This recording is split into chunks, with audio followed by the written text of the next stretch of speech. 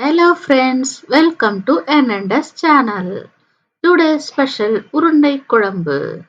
Hi friends, நான் கல்யாணி சுரேஷ் பாபு.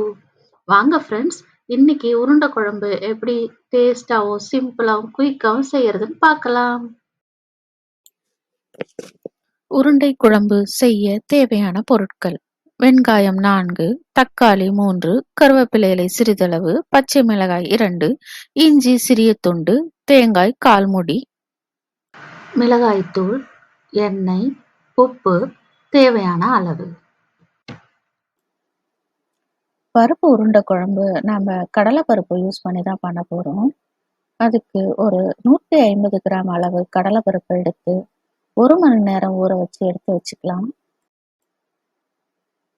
ஒரு பெரிய எலுமிச்சைப்பழ அளவு புளி எடுத்து ஊற வச்சு கரைச்சி எடுத்து வச்சுக்கலாம். தாளிக்க தேவையான அளவு கடுகு, வெந்தயம், சோம்பு, தாளிப்பு வடம் எல்லாத்தையும் எடுத்து வச்சுக்கலாம். சிறிய மிக்சர் ஜார் எடுத்து வச்சிருக்க தேங்காவை சேர்த்து ஒரு நைஸ் பேஸ்ட்டை அரைச்சி வச்சுக்கலாம்.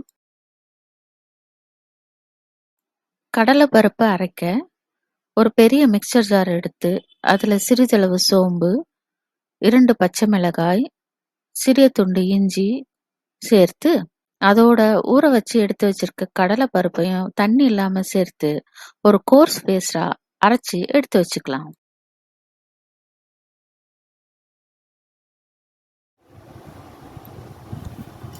மாவு அரைச்சி ரெடியா எடுத்து வச்சாச்சு. மாவு இந்த பதத்துல தான் இருக்கணும். இப்போ இந்த மாவுல உருண்டைகளுக்கு தேவையான அளவு உப்பு சேர்த்துக்கலாம். நாம கட் பண்ணி ரெடி பண்ணி வச்சிருக்க வெங்காயத்திலேருந்து பாதி அளவு சேர்த்துப்போம். சிறிதளவு கருவேப்பிலை இலைகளை சேர்த்து இந்த மாவை மெதுவா பிசைஞ்சு வச்சுக்கலாம். இந்த மாவுல இருந்து சிறிதளவு எடுத்து உருண்டைகளாக பிடிச்சு வச்சுக்கலாம். உருண்டைகளை ரொம்ப அழுத்தம் கொடுத்து உருண்டை பண்ணாதீங்க. உருண்டைகளை பிடிக்கும் போது நாம கொஞ்சம் யோசிச்சுட்டே உருண்டை பிடிக்கலாமா? அதுக்கு உங்களுக்கு நான் ஒரு கேள்வி கேட்க போறேன். கேள்வி என்னன்னா, நாம ஏன் தோசைய திருப்பி போடுறோம்? ஆன்சரை கொஞ்சம் யோசிங்க ஃப்ரெண்ட்ஸ். வீடியோவோட எண்டில் இதுக்கான ஆன்சரை நான் சொல்றேன். எல்லா உருண்டைகளும் ரெடி பண்ணி வச்சாச்சு. இப்போ வாங்க ப்ரிப்பரேஷனுக்குள்ள போலாம். அடுப்பு பற்ற வச்சு ஒரு கடாய் வச்சுப்போம். கடாய் சூடானதும் அதுல சிறிதளவு எண்ணெய் சேர்த்துக்கலாம். எண்ணெய் சூடானதும் சிறிதளவு கடுகு, சிறிதளவு சோம்பு, தாளிப்பு வடம் இவை 3ஐயும் சேர்த்து நல்லா பொரிய விடுங்க. இதெல்லாம் நல்லா பொரிஞ்ச பிறகு கொஞ்சமா கருவேப்பிலை இலை, கட் பண்ணி வச்சிருக்க வெங்காயம் 2த்தையும் சேர்த்து ஒரு 30லிருந்து 40 நிமிஷம் வரைக்கும் வதக்கி விடலாம். வெங்காயம் நல்லா வதங்கி வந்துடுச்சு. இப்போ நம்ம தக்காளி சேர்த்துக்கலாம். தக்காளியை சேர்த்து நல்லா கலந்து விட்டுட்டு சிறிதளவு கல்லுப்பு சேர்த்து மூடி போட்டு மூடி வச்சிடலாம். அப்பதான் தக்காளி நல்லா குழைய வெந்து வரும்.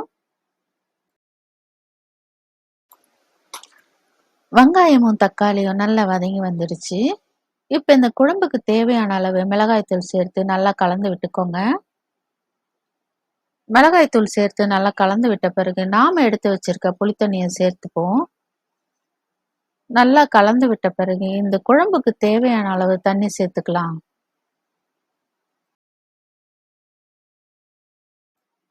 தேவையான அளவு தண்ணி சேர்த்தாச்சு. இப்ப இந்த குழம்புக்கு தேவையான அளவு உப்பு சேர்த்து குழம்ப ஒரு வாட்டி சரி பார்த்து மூடி வச்சு நல்லா கொதிக்க விடலாம்.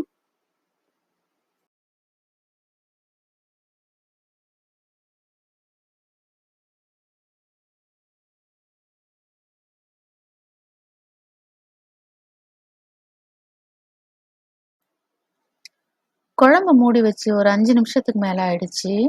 இப்ப வாங்க குழம்பு எந்த அளவுக்கு கொதிச்சு வந்திருக்குன்னு பார்ப்போம். குழம்பு நல்லா கொதிச்சிருச்சு. இந்த ஸ்டேஜ்ல நாம ரெடி பண்ணி வச்சிருக்க உருண்டைகளை குழம்புல சேர்த்துக்கலாம். உருண்டைகளை மெதுவா சேர்த்துக்கோங்க, உடைஞ்சிடக்கூடாது.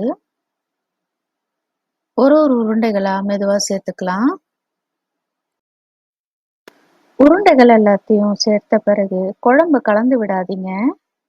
அப்படியே மூடி ஒரு 5 நிமிஷம் உருண்டைகள வேக விடுங்க.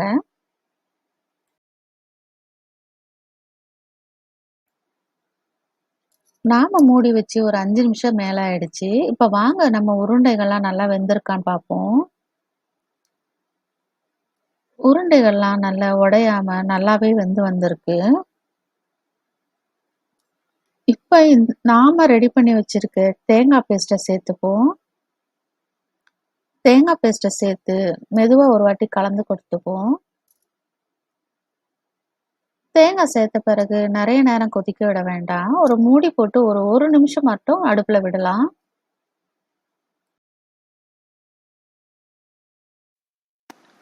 இப்ப நம்ம கேள்விக்கான விடைய பார்க்கலாமா? கேள்வி என்னன்னா, தோசைய நாம ஏன் திருப்பி போடுறோம்? தோசைய நாம ஏன் திருப்பி போடுறோம்? ஏன்னா அதுவா திரும்பாதுல்ல, அதனால தான் நாமளே திருப்பி போடுறோம். மூடி வச்சு 1 நிமிஷம் ஆயிடுச்சு. இப்ப வாங்க நம்ம குழம்பு ரெடி ஆயிடுச்சா பார்க்கலாம். அவ்வளோதான் ஃப்ரெண்ட்ஸ். நம்மளோட இன்றைய ஸ்பெஷல் பருப்பு உருண்டை குழம்பு ரெடி. வாங்க சாப்பிடலாம். இந்த சிம்பிள் உருண்டை குழம்பு லஞ்ச் மெனுவ எப்படி ஸ்பெஷலா ஆக்கணும்னா,